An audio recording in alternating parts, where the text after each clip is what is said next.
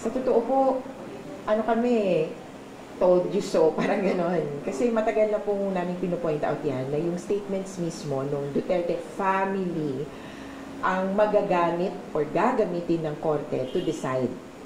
The statements of the family can be used and has been used apparently by the pre-trial chamber to gauge the sentiments not only of Duterte but of his associates.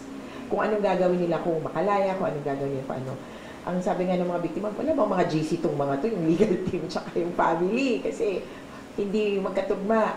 Pero para sa amin, actually matagal na naming advice para po, or actually hindi namin kaya silang pigilan.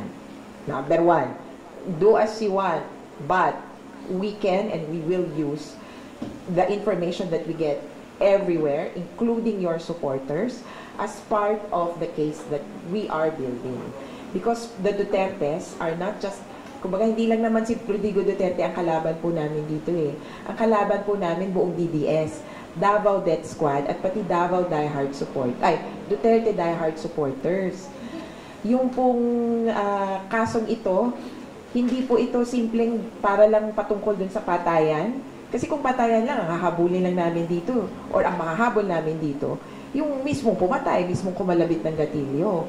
Pero tandaan natin, ito ay crimes against humanity, kaya lahat ng nag-udyok, lahat ng sumuporta, lahat ng walang ginawa, habang nangyayari ang patayan, posible pong kasapakat kayo dun sa buong, tinatawag sa ICC, ang tawag nila, common plan.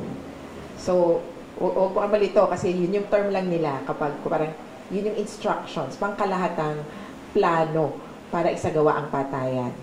So, para po sa kanila, kung kami, hindi namin kayo kayang pigilan, pero sana tigilan nyo yung pag-atake sa mga biktima kasi klaro, magiging basihan na naman yon na kung ano man ang maging aksyon ng ICC pre-trial chamber.